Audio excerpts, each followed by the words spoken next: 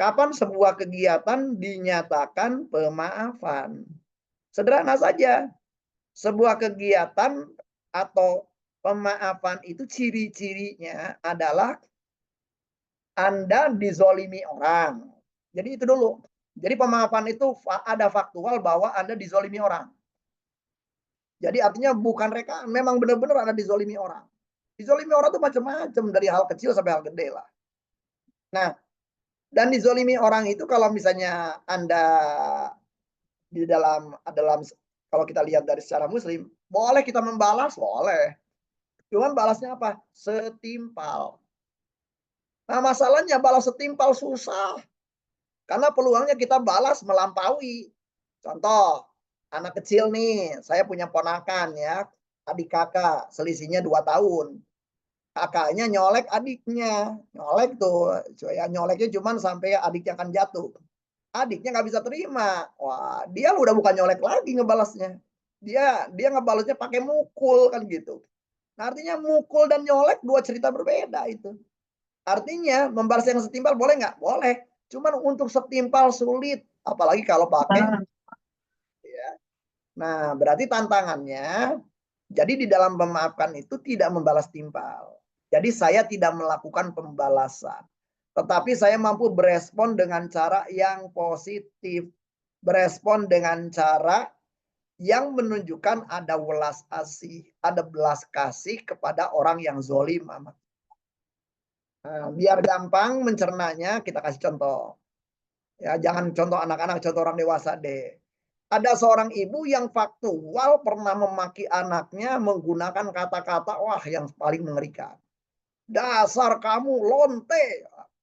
Jadi lonte itu berarti kan sama dengan apa namanya pelacur lah. Bahasa yang paling kasar dibandingkan pelacur. Nah, anda ini anak-anak perempuan nih karena pulang malam, ibunya udah rasa gelisah.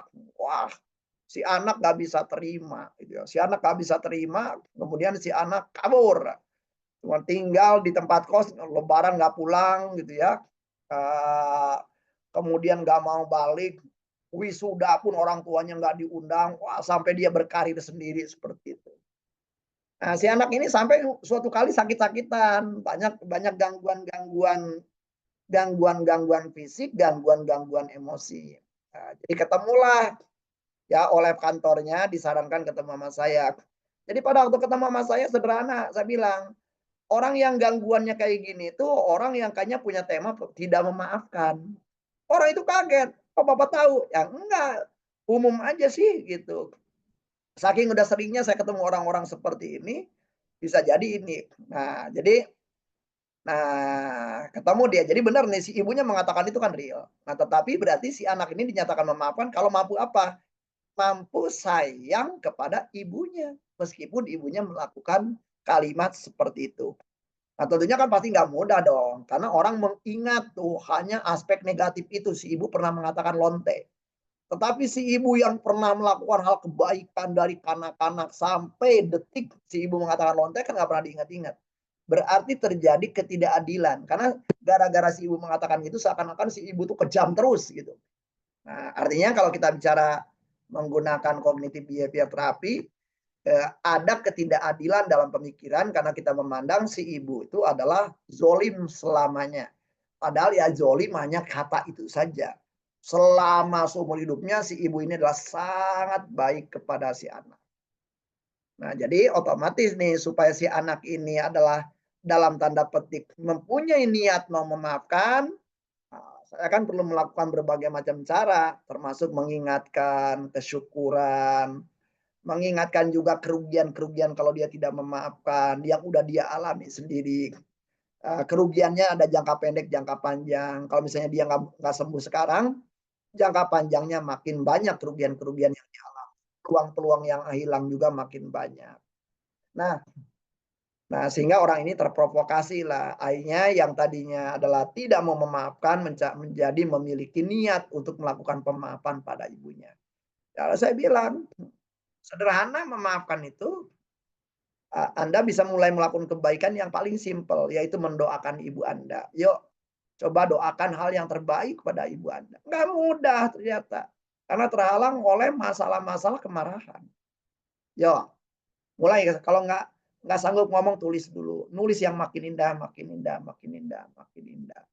Berikan doa yang terbaik, makin baik, makin baik. Nah, setelah dia bisa nulis yang dengan baik, kemudian ucapkan sesuai, selaraskan nadanya, temponya, ucapannya, hayati. Nah, setelah Anda nyaman, coba mari kita tingkatkan kontak nomor handphone ibu Anda dan teleponlah, gitu ya. Nah, jadi pada waktu dia telepon, dari sana si ibunya juga udah nunggu rupanya, udah cukup lama. Wah, disitulah kita dengerin lah ya, karena dipakai speaker phone-nya itu kan dibuka gitu, jadi kedengeranlah respon itu. Nah, jadi si anak ini ngerasakan bahwa seakan-akan beban batin yang sedemikian besar itu hilang. Apa sayang? Kegiatan Udah mau main-main sama Bentar, kakak. Iya ada boleh. bocor, ini bocor. Nah, jadi Jangan memang dong. kalau Nanti dia kita takutnya Di-unmute, Kang. Nah, jadi kalau kita ngamatin di dalam tema-tema tadi, ya berarti memang eh, pemahaman ini nggak mudah. Jadi pemahaman itu perlu menjadi sebuah skema. Yang dimaksud skema itu berarti menjadi sebuah kerangka bekerja, kerangka berkarya, kerangka bertindak. Supaya menjadi kerangka berarti ya perlu dilatihkan. Sayangnya mohon dimaafkan, nggak mudah. Kenapa saya tahu nggak mudah? Sulit nyari tema-tema kisah tentang pemaafan. Sulit. Saya hobi baca buku, Bapak dan Ibu. Langganan saya dulu sejak SD, kalau ke Jakarta adalah mampir ke Balai Pustaka. Nah, Balai Pustaka itu punya perpustakaan dan dia penerbit juga. Perpustakaan cerita-cerita dari zaman Belanda, cerita rakyat Nusantara. Itu cerita paling banyak tuh cerita mendendam. Ya, cerita mendendam. Wah, paling gampang itu. Nah, jadi artinya kalau cerita-cerita rakyat saja lebih banyak kayak gitu, berarti skemanya jarang. Kisah-kisah pemaafan di tokoh-tokoh bangsa kita sangat sedikit. Mungkin kita pernah dengar kisah Hamka gitu ya. Kita pernah dengar kisah Gus Dur gitu ya. Tetapi ya sangat sedikit kisah-kisah pemaafan itu. Nah, karena itu kenapa saya dari tahun 2010 itu berkampanye lah ya setiap Ramadan itu dari satu komunitas ke komunitas lain, dari komunitas agama yang satu ke agama yang lain, karena rupanya itu tema yang terbesar ya di seluruh orang ada. Nah, jadi selama ini kata